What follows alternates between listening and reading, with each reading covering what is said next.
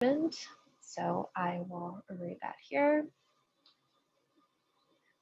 So acknowledging that we reside in the homelands of Indigenous peoples is an important step in recognizing the history and the original stewards of these lands. Land acknowledgements must extend far beyond words. The United States has worked hard to erase the narratives of Indigenous peoples over time. Land acknowledgement statements can help remind us of history, the contributions and sacrifices Native peoples have made. We honor and acknowledge that we are on the traditional territories and ancestral homelands of the Cheyenne, Arapaho, and Ute nations. This area, specifically the confluence of the Platte and Cherry Creek rivers, was the epicenter for trade, information sharing, planning for the future, community, family, and ally building, as well as conducting healing ceremonies for over 45 Indigenous nations, including the Lakota, Kiowa, Comanche, Apache, Shoshone, Paiute, Zuni, Hopi, among others. We must recognize Indigenous peoples as the original stewards of this land, and as these words of acknowledgement are spoken and heard, remember the ties these nations still have to their traditional homelands. Let us acknowledge the painful history of genocide and forced removal from this territory and pay our respect to the diverse Indigenous peoples still connected to this land. Let us also give thanks to all tribal nations and the ancestors of this place. This land acknowledgement was provided by Gracie Redshirt Tyon, who's the director of American Indian Student Services. I have a couple of community guidelines that I'd like to go over as well, and then we'll get into introductions. Our community guidelines for today are: I will lean into conversations. I will believe everyone is doing their best. I will critique ideas, not people. I will use I statements. I will accept a lack of closure. I will not make assumptions about other people's identities. I will take care of myself and take breaks if I need to. I will agree that what is shared here stays here and what is learned here leaves here. So now that we have those acknowledgements and guidelines out of the way, I'll introduce myself. My name is Aja Mejia. I am the president of the Multiracial Biracial Student Alliance, and I'm also the Mixed Heritage Programming Coordinator for the Center for Identity and Inclusion. I'd like to introduce James R. Morgan III, who's a Howard graduate, where he studied mass communications and African American history. He is a Prince Hall Freemason and currently serves as the Grand Historian and Archivist of the most worshipful Prince Hall Grand Lodge of the District of Columbia. Mr. Morgan's research primarily focuses on the African American fraternal experience in the 19th century and genealogy. He is a member of the African American Genealogical Historical Society and serves on the advisory board of the Bishop Henry McNeil Turner Project. Mr. Morgan has spoken at several major conferences, including the International Black Genealogy Symposium, the AAHGS National Conference, and Roots Tech. He has penned and contributed to several published works, including his debut book, The Lost Empire, Black Freemasonry in the Old West, 1867 to 1906, which was awarded the 2019 Dr. Charles H. Wesley Medal of History and the 2020 Phyllis Wheatley Book Award for Nonfiction Biography. Mr. Morgan can be found on YouTube as a panelist on both the Prince Hall Think Tank and Black Pro Gen Live. He's currently employed with the Department of State and serves as the curation and programming consultant with the African American Civil War Museum. Please join me in welcoming James Morgan III. Thank you, Aja. Thank you so much. And I am thrilled to be here with you all today. I am, one thing about me that a lot of folks don't know is that I am a travel nut and I love traveling. And one of my goals is I want to try to visit every one of the 50 states.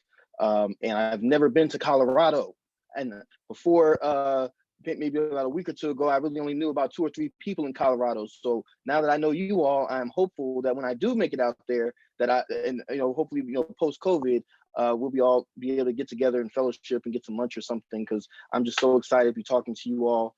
I know everybody's in different levels of their academic careers, but I'm very excited anytime I get to talk to students, because I believe that many of the changes that we have seen in America, whether you talk about going back to the 60s to our modern day movements that are going on, the youth and the students really are the ones that drive it, partially because students have the time to sit around and think about some things and then act on them. So I am very honored and privileged that you all would find it within your hearts to ask me to come and share a few words with you today.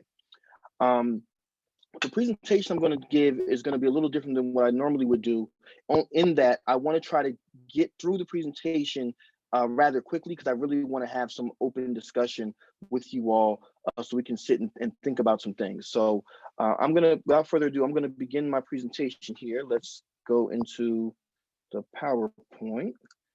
Let's see here. It's that awkward moment that everyone has when they're sharing a screen on Zoom, right? So you all should see the slides. Can I get a confirmation that everyone can see the slides? Great. You're good. Excellent.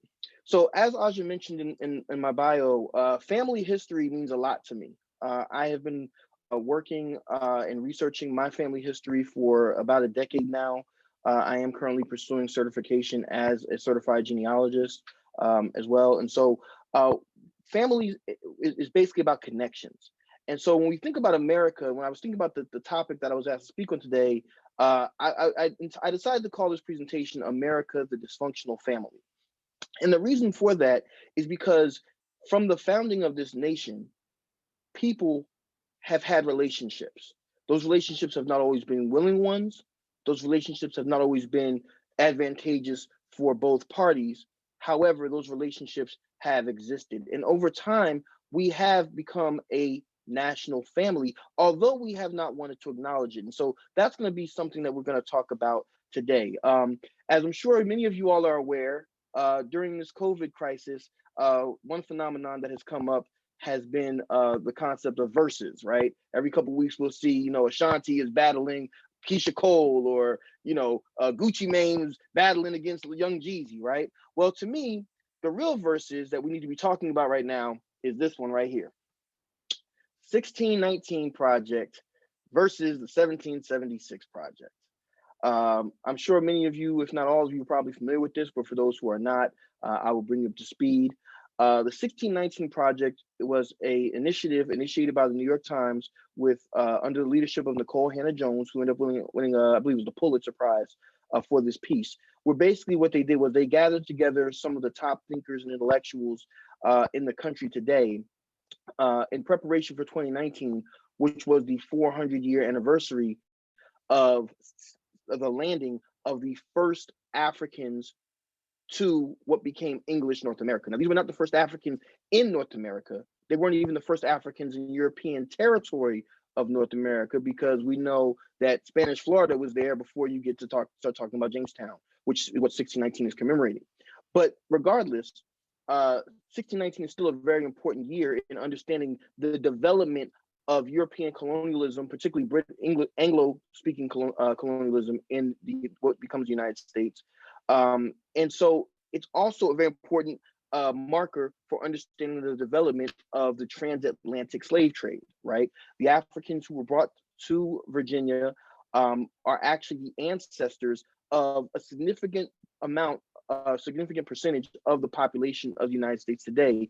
Many people, and possibly myself, I'm not sure for certain yet, but possibly even myself, many folks are descended from that group. The number that is given, it was 20 and odd, although further research has shown there were more than 20. I believe it was closer to 65 or something like that were brought over from Angola. Now, why were these people brought from Angola? They were brought from Angola because the Portuguese were in Angola and realized that these people, they lived in a village which was set on top of a silver mine. And so Portuguese, being colonizers and doing what colonizers do, they decide after a while that they want to get to that silver. And one of the things that they do is they enslave some of the members of the population who were betrayed. I won't get into that with you right now, but if you want further information, I'm happy to provide it. And so these people are actually shipped out of West Africa, and they were actually on their way, I believe, to Panama, if I'm not mistaken. However, this vessel that they were on was actually captured by a British ship. These Africans were taken from the Portuguese and brought to Jamestown in Virginia. Okay, and so what the 1619 Project's goal was to highlight the fact that slavery and colonialism were really two of the driving motivating factors behind what became the United States. And without those things occurring, without the exploitation of non-European peoples, you have no United States to speak of. Okay. This project, I'm sure many of you are familiar with it, probably have copies of it at home. I believe there's been curriculum that's been developed, books and everything else, all type of lectures. This project got under the skin of certain individuals who, held public office until fairly recently, and some of his compatriots, I'll say it like that. And so there was a response that was developed by the federal government entitled the 1776 Project, as you see here, which I just love. One of the things I'm very big on parables and little sayings. A lot of times there's a lot of truth in very short sayings. One of them that I love is when people tell you who they are, believe them.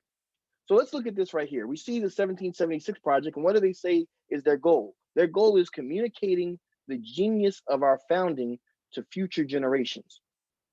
Well, when we think about the founding of America, the genius of it, see, genius is a very interesting word because all genius communicates is intellect. And I would not dare sit up here and tell you that the people who founded this nation, who did all the things they did to set up the system of government that we live under today, were not intelligent people. No, quite the contrary. But you see, there's a difference between using your intellect for positivity and versus negativity. Okay, many of the most evil people that we have seen in human society have been geniuses, have been people who've written books and all type of different things. They've been inventors, but they've been sick and twisted individuals. And so with that being said, I think it's very important that we understand that depending on who you are, 1619 and 1776, they're markers, but they mean something different depending on who you are in time and in space. And speaking of which, there was somebody who decided to kind of issue a commentary on this that I found just fascinating, which was the immediate former Secretary of State, Mike Pompeo. On his way out of office, he decided to post this to Twitter, where he said that wokeism, multiculturalism, all the isms, they're not who America is. They distort our glorious founding and what this country is all about. Our enemies stoke these divisions because they know they make us weaker. One of the mortal sins that I think that is committed in a lot of elementary school social studies classes and a lot of history books is this universal idea of we. We expanded westward. We killed the Indians. We did, hold on. I don't know about you, but I and my folks might have been around, may have even partaken, but history is a little different depending on who you are in this country. And so I thought this was just a fascinating quote from Secretary Pompeo. And I wanted to try to see if we could talk a little bit today about who we are in America today. Who have we been, and who is it that we want to be? And do we even want to be a we? Like, we can even start there, but we'll have that conversation momentarily. January 6th, 2021. This is a day that I don't think any of us should or could ever forget, for a number of reasons. For myself, I look at it as a historic moment in time because, as has been said, I'm sure you've all heard, the Capitol building had not been breached by an aggressive force of that nature in how many years, right? The Washington, D.C. hadn't seen something like this since the War of 1812, right? The Confederate flag was flying in the United States Capitol building, something that, in fact, the Confederacy could not accomplish during the Civil War. happened less than 30 days ago. Do we understand the magnitude of the times that we are living in right now? And so for me, I sit back and I think about the great moments in American history as we are taught. You know, Washington crossing the Delaware, Lincoln giving his address 7 years ago, Dr. Martin Luther King, I Have a Dream speech, all these different moments. And here we are with a half-naked white man with war paint, animal skins, animal horns. And for those who saw the video, this man is claims to be a shaman. They held a prayer in the Capitol building to say we're getting rid of all of the traitors and all this and that. And I'm sitting there now. I don't know how many of you all are familiar with DC. I know my brother Roy Montgomery is here, and I know he knows DC. Let me tell y'all something. DC during January is cold outside. So what would possess somebody or a group of people to do the things that they did on that day? People died. And they claim that they're patriots. They claim that they love America and all these different things. What is the underlying philosophy, the underlying thing that these people are sucked into that some of us are not? Why would they bring a rope? They bring gallows for this type of thing you hang traitors with, right? And let's be clear, they weren't just coming after Black and brown people. They weren't just coming after Democrats. They wanted the vice president, Michael Pence. Am I lying? Please, if I say anything out of line, please somebody stop me. We can stop the program now. This is what these people were after. So the only thing that I can fathom that would drive people to do this is white supremacy. And white supremacy comes in many forms. Dr. Neely Fuller Jr. stated, as was often quoted by his greatest and most noted student, Dr. Francis Cress Welsing, often stated that if you fail to understand white supremacy, everything that you think you understand will only confuse you. And so tonight, I hope that we can unravel just a little bit of the confusion. And like I said, I'm going to try to get through these slides rather quickly so we can. I really am interested to get to a discussion with you all. So this is me, and this is not necessarily the most flattering picture of me, but this is me. And this picture, I just love this. I took this picture last year, and at the time, I was just honestly just playing with my phone. But I was really sitting back looking at it and going, you know, what made me have this look on my face? 2020 was a hell of a year, I think, for everybody. Am I right? Everybody, I don't care who you are. But I am more than just this moment. You are more than just a moment in just this conversation, obviously. And so I wanted to explain to you all just a little bit about who I am as we get into the presentation. As was mentioned earlier, I am a genealogist, a family historian. And when I was a young child, I was told a story by my grandfather. I'll give you all the condensed version right now, which was when I was 6 years old, my grandfather picked me up from my grandmother's house down in Dothan, Alabama. That's where my mother's side originates. And he took me to this church, Cherry Street African Methodist Episcopal Church. And he told me that my great-great-great-grandfather, Reverend W.J. Hightower, had been an AME minister, had come to Dothan, raised money to build a new church. And when he went to the brick factory in town to buy building materials, he was denied because he was Black. So I knew the story my whole life. And, you know, fortunately, Reverend Hightower was able to build this church. He organized the Black community. That church today exists as not only the oldest religious building in the city of Dothan, but it also is considered the mother AME church in the state of Alabama. It's actually it's a historical landmark down there. It has a sign and everything, right? So I'm very proud of that in my family. As I got older, you know, I let that story, I remembered it. Honestly, I was like, okay, great. Thanks, Granddad. When I got to college, started researching my family history more. I got an assignment actually in one of my classes to do it was family history related. And that kind of started me on this family history journey. When I had just graduated from Howard, and I was still researching the life of Reverend Hightower. And I just was on the phone with my grandfather one day, and I said to him, I said, you know, Granddad, I really wish we had a picture of that man because I just would love to know what he looked like. And my grandfather kind of laughed. He said, oh yeah, I got a picture of him right here. I said, what? What do you mean you have a picture of him right here? He said, "Oh, I'll email it to you." Within 5 minutes, I had the picture, y'all. Within 5 minutes. And this is the picture that my grandfather sent me of my great grandfather, Reverend William Jefferson Hightower.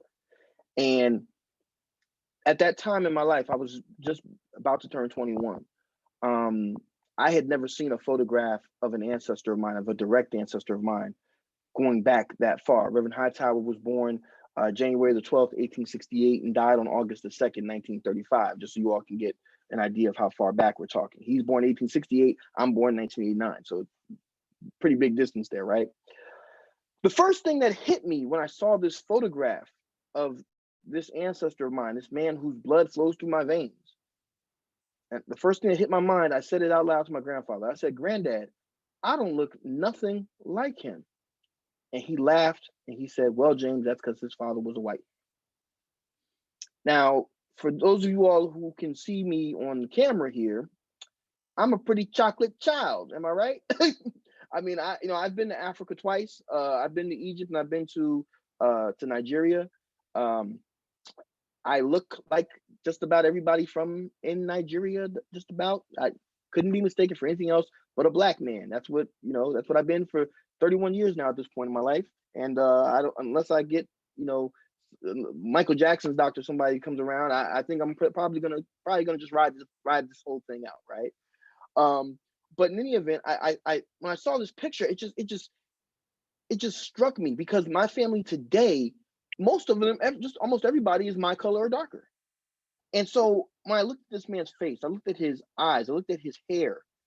Some of it seemed familiar because my grandfather resembles him a little bit, but some of it looked so foreign. And knowing what I know about history, all these thoughts came to me about the history of slavery, the history of colonialism. Reverend Hightower was born 3 years after the Civil War is over, but his mother had been enslaved.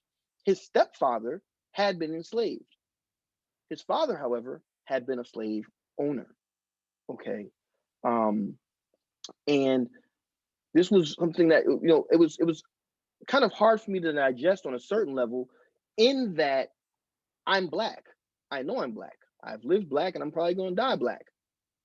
But there was this other aspect of my history that I always had kind of, when black people in America, generally speaking, having a rough idea that, yeah, there was probably a white man in the woodshed, as the old folks used to say, somewhere.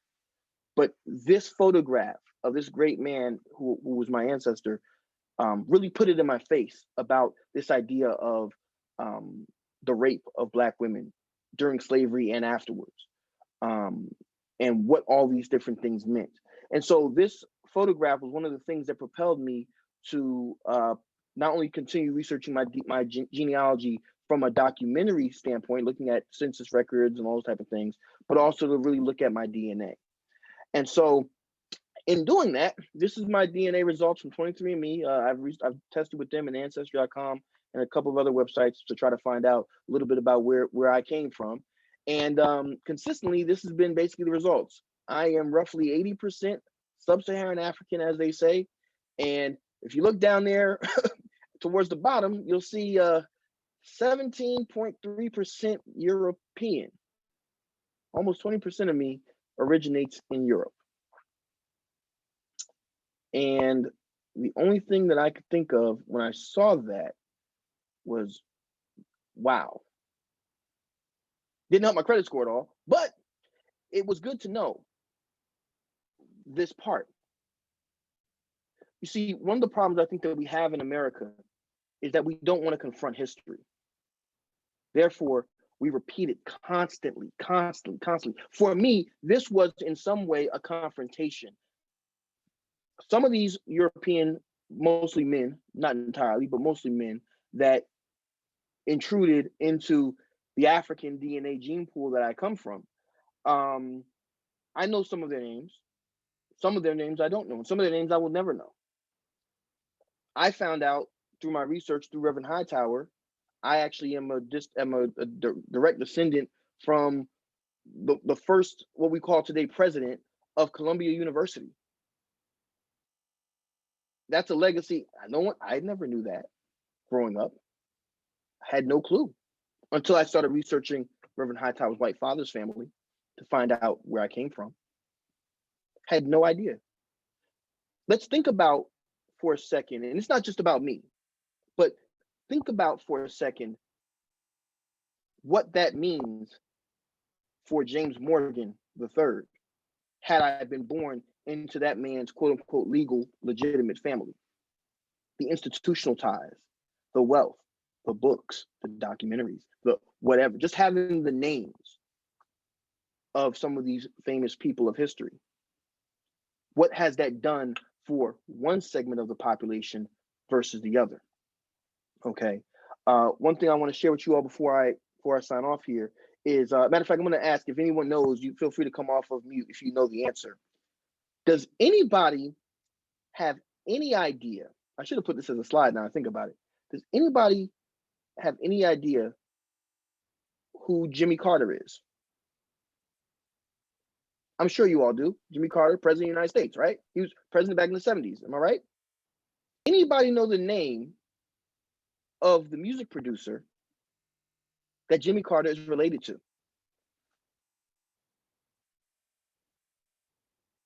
Aja, nobody? Okay, I'll give you a hint. Jimmy Carter's mother's family has the last name of Gordy, Gordy.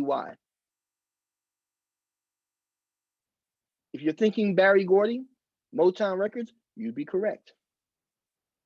Same family, they're like second cousins.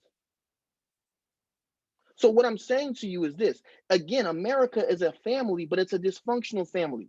We don't think of Jimmy Carter, Barry Gordy, same family. And I'm sure that some of you all, even though I've said it to you, you might go Google it, you might go look it up later on. You're still going to have to process it in your mind to put those two together. Why? Because we're so stuck on this race and color consciousness aspect of our society that regardless of the facts, regardless of science, regardless of DNA, whatever the case is, black, white. We are a very segmented society, unfortunately. And so even though if I wanted to be technically correct, I would tell you all that I am 4/5 African and 1/5 European. No, when I get pulled over by a police officer, that 1/5 European DNA, I'm gonna tell y'all right now, it doesn't help. not one bit. Okay, nor should it, because it shouldn't be an issue regardless of what color that a person is. If when a police officer pulls you over, the police officer should do his or her job. If there's a problem, they handle it. If there's not a problem, you go about your business. There shouldn't be an issue regardless. But we know that these systems that were put in place way back, if you want to start at 1776, we can do that. But if you want to go back further than 1619, we can do that as well. These systems that were put in place took a long time to set up, and they will take time to unravel. And as a matter of fact, I will tell you right now that I think that we're making a lot of progress, a lot more progress than we probably would have been had it not been for some of the great people of history who have been pushing us forward as a society. But we still have a ways to go, you all. So moving forward, let's talk a little bit about this dysfunctional family, because I'm gonna go back for a second to this slide, because Secretary Pompeo said wokeism, multiculturalism, all the isms, they're not who America is. They distort our glorious founding and what this country is all about. Our enemies stoke these divisions because they make us weaker. Okay, let's have a conversation about who we were at the beginning of this country. Oh, did I hit a nerve? Because after all, we want to talk about the importance of the documents like the Constitution and the Declaration of Independence. Well, here's one of your founding fathers. I mean, you know, when we go back and we really think about Thomas Jefferson, Sally Hemings, oof. Thomas Jefferson during his lifetime was the legal owner of 600 people by the end of his life. 600 different people were either owned, bought, or sold by him during his lifetime. Definitely the most famous one of them was Sally Hemings, who was, in fact, for those who don't know, Sally Hemings was the younger half sister of Thomas Jefferson's deceased wife. The story goes that Thomas Jefferson was appointed as a representative to the French government, representing the newly birthed America. He took James Hemings, Sally's older brother, with him to learn to be a chef. he had his daughters brought over to France to go to school and so they could be near their father. And actually, he wanted one of Sally's sisters to come to escort them there, but she got pregnant. And so Sally was sent. I believe at the time Sally was about 14, 15 years old. And it's said that during this period, a sexual relationship began between the two, and Sally became pregnant. James Hemings had actually saved money, got a tutor to learn French, because in France, the French in the mainland soil, they did not allow slavery in mainland France. They were fine with it in their French colonies, a la Haiti and whatnot, but on French soil proper, they didn't really like it. And so history tells us through the researcher Dr. Annette Gordon-Reed that every time that an enslaved person in France petitioned for their freedom during this period, it was actually granted to them. And so James and Sally could have stayed in France if they had wanted to. Thomas Jefferson was able to come to an agreement with them that they would come back. James would train another enslaved man to be Thomas Jefferson's French-trained slave. French-trained chef, excuse me. And Sally would come back, and any children born to her would be liberated at the age of 21. And as far as we can tell, that agreement was basically upheld. But during their lifetime, it has been proven that Thomas Jefferson, Sally Hemings Thomas Jefferson fathered, I believe it was 6 of Sally's children, which is all of her children. Every child that Sally Hemings is known to have had, it is said was fathered by Thomas Jefferson. Not because James Morgan said it, but because we have the testimony of one of their sons, okay, who was interviewed later about this situation. It was also revealed in the American newspapers during Thomas Jefferson's re-election campaign. So when we talk about what Secretary Pompeo said, wait a minute, he said we're not multicultural, we're not this, we're not that. Let's understand something for a second about the family history of Sally Hemings. Sally Hemings herself was 3/4 European in terms of her ancestry. Her father was the same white man that was Thomas Jefferson's father-in-law. That was her father. Her mother was herself of mixed race heritage, okay? But as the old saying goes, the good old-fashioned one-drop rule, one drop of impurity into the European gene pool, boom, you are now other than us. And therefore, because you are other than us, now you are less than us. But let's be clear for a second about Virginia. And heck, let's be clear for a second about what became known as the Americas during this period. This is not just a European world like we have been taught in our history classes. I'm sure not in your history classes, but in our history classes, maybe when you were younger, a long, long time ago.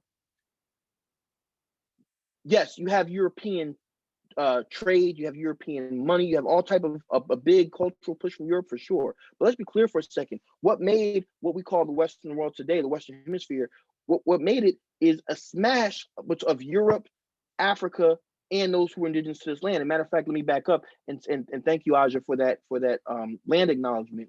I really appreciate the fact that I believe you said that you all do that at every one of your events and your meetings, and I want to encourage you all to keep doing that, because it is very important that we do it, because that, again, dysfunctional family. During the period of Thomas Jefferson's father-in-law, when you first start getting European settlers here, Europeans, they're not Americans. I'm French, I'm Scottish, I'm British. Who are the Americans? Early on, the natives of this country, they're the Americans. But as we see over time, whitewashing of history, I'm an American. You're a Native American. Wait, what? The norm is whiteness. That becomes the norm. The last thing I'll say about this before I move on, because I really want to mess with your minds. As I said earlier, Thomas Jefferson trained or had Sally's brother James trained as a French cook. Does anybody want to take a guess at what dish James Hemings is believed to have popularized by bringing it back to America and serving it to many of Thomas Jefferson's guests and teaching it to his replacement? Macaroni and cheese. So think about that next time you decide to get some. Moving forward. Oh, the Washingtons. Yes, I'm going there today. The father of his country, George Washington, the general, the man, the myth, the legend, and the slave owner, since he was, I think, 11 years old, if I'm not mistaken. There's a really good book about George Washington that I encourage all of you to pick up. It's called An Imperfect God, George Washington and Slavery. A lot of folks like to idolize George Washington, and by idolize, I mean that literally. For those who have not, I'm sure none of you all here, but for anybody who hasn't, as of late, been storming into the United States Capitol building, when you come on a legal tour, I encourage you to go visit and look at the painting that they have there in the roof. It's called The Apotheosis of Washington. Literally, apotheosis means to turn a man or a human being into a god, to deify someone. And so George Washington has been deified in American culture. I don't think we can deny that. But let's be clear for a second. This is a real man. And this man was born at a time when slavery was legal in Virginia. He inherits slaves when his father passes away, and he becomes a slave owner. Not necessarily a large slave owner per se. Well, let me back it up. Not large compared to his wife, Martha. We're going to get to that. But he becomes a slave owner. He, like Thomas Jefferson, like many other Virginians, they say Virginia is the birthplace of presidents, right? It was definitely during this period. He's a slave owner. And it's important that we understand that, because once again, what do you have? You have a car crash between the continents and the cultures of Africa, Europe, and the Americas. And that car crash isn't just cultural, it becomes genetic as well. Many folks do not realize that George and Martha did not have children themselves together, but Martha had children from a previous relationship. And so the young man that you see President Washington resting his arm on was John Parke Custis, which was George's stepson. John Parke Custis, very interestingly enough, he attended King's College, which today is known as Columbia, actually. And he had a reputation for kind of being a spoiled brat. I'm just gonna, there's no other way I can really say it. He would, talk down to his professors and say, "Do you know who my father is? My father have your job. My father's the president." All that type of stuff, right? And so he had a very, very just crazy reputation. As far as stuff like that goes, they tried to put him in the military with his father during the Revolutionary War. He was no good there. But in any event, one thing that we have to recognize about John Parke Custis is the fact that his mother Martha had an enslaved half sister by the name of Anne Dandridge, and it is said that John Parke Custis actually raped Anne Dandridge, which would have been his aunt, and that she became pregnant. And the son that was produced from this situation was a man by the name of William Custis Costin, who was born at Mount Vernon to Anne and John Parke Custis. The family called him Jackie. He grew up, once George dies, it was in his will that when Martha died, all the slaves that they had would be freed. Martha basically says, "You're not leaving me here with these Black people, so now they have an interest for me to die all of a sudden." So she releases everybody early. He leaves Mount Vernon, travels to Washington, D.C., and ends up getting a job working for the Bank of Washington as a teller and a messenger. He became very well known. He ends up being affiliated with some of the most elite people, to include presidents like John Quincy Adams of Washington, D.C. during this period. William Custis Costin ends up getting a house on A Street Southeast. He ends up turning it into a school, which is led by one of his daughters. Okay.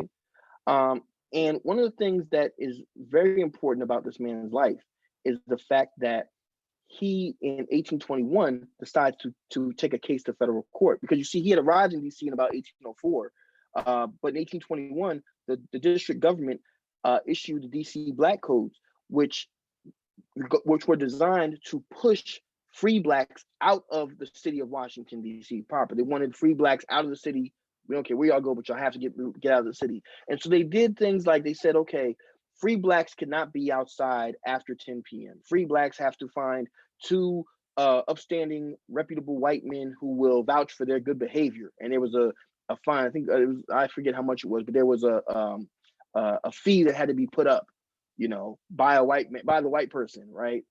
And so, I mean, You can imagine this is the 1820s we're talking about. I mean, it's one thing to ask a white person to do something for you. It's another thing to ask them to put some money up during this period and during this culture, right? So what William Custis Costin does is he takes this case to court and he says, I've lived in DC since 1804. You cannot take rights away from me that I've already been enjoying. He goes before Judge William Cranch. The case is heard. William Costin actually declares his family background, where he's from, et cetera, et cetera. And Judge Cranch rules that the law would be partially overturned. Partially in that he says that any free Black person who could document the fact that they had been living in DC as a free person prior to this law being enacted would be grandfathered in and immune from this law. William Costin says, great, thank you. And he goes back to his good friend, John W. Prout. He and John Prout were members of Black Washington Society during this period. They were both founders of the first Black Masonic Lodge in DC, Social Lodge number 1, as well as the Columbian Harmony Burial Society. John W. Prout actually was an educator. He had a school up in a place called Georgetown. I'm sure you all have heard of that. John W. Prout also had a secret operation of falsifying manumission documents to allow enslaved Black people to get out of Washington or to assume other identities or what have you. He actually had been caught at one point in time. Fortunately, even though he was found guilty, he was let off with a very light fine. But after William Costin's case was ruled on, what we find is that John W. Prout starts backdating his falsified freedom papers to make it look like the enslaved people who he was helping to hide had been in DC since, 1815, 1814, 1820. These are the type of things that our folks were doing during this period. Fortunately, they did not have to do it for forever, because the Civil War launches. And over 270,000 Black men, with support of Black women and others, enlist and form the United States Colored Troops. And we know how the Civil War went. Or do we? Because you see, I really have to sit back. Of all of the images that I saw on January the 6th, the one that you see on the right there with this person, I started to call him a gentleman, but with this person carrying that Confederate battle flag. I really had to sit back and wonder, what would these men on the left side think? Would they be surprised? Possibly not. One thing I did find that was kind of interesting was the fact that this man is walking through the halls of Congress with a Confederate battle flag, which was created in stark contrast to the red, white, and blue that we all were taught to pledge allegiance to growing up. The thing that I found so interesting about this image, because sometimes I just think, a good photographer really knows their craft sometimes, but sometimes there's a universal forces, I don't know what it is, that just capture a moment so clearly that words almost cannot describe. If anybody knows who the person is on the wall to the left side, you know why I'm saying this. John C. Calhoun probably was clapping from his grave, wherever he's buried at. Probably was clapping. What did they used to say back in those days? They said the South would rise again. I don't mean to be cliche, but those who fail to learn history are indeed doomed to repeat it. I think that today, our challenge is to make sure that we learn these lessons and move forward to create a truly fair and just society, not just on paper, not just because it sounds good, but because if we don't do it, I personally believe, never mind America, because I'm thinking post-America now, we have to make a decision as a species, as Homo sapiens, what are we going to really do? Because we are heading, right now, we've got pandemics going on, and people, we're in denial about that. We're in denial about this racial stuff. We are in denial about the very fact that a significant part of the population of this country would not be here, myself included, had it not been for the wanton rape of Black women. by white men. That is the reason for me why this man walking through the Capitol building is even possible. Because as a country, this country has been in denial for a very long time. And so as I close, I'm not surprised that the election of President Obama could inspire some of the things that have occurred since his time in office. I'm not surprised that so many people are in denial about Joe Biden's win and all that type of stuff. I'm not surprised about it at all. I'm not surprised that people are mad that there's a woman, never mind her color, there's a woman as vice president right now. Run for cover. Never mind. Then when we get to her color, oh Lord, I'm not surprised by any of that. But I want to be clear for a second that I believe that both of them are representations of what America could be. And I'm not necessarily coming out trying to endorse everything that Obama or Harris, anybody is about per se, but I am saying that maybe, just maybe, it's possible that America can be that multicultural place, which it really has always been in the first place. And so in closing, I say to Secretary Pompeo, I say to the 1776 Project and its advocates, and I say to the so-called shaman, those other people, not today, colonizer, not today. And with that being said, thank you so much for your time and your attention.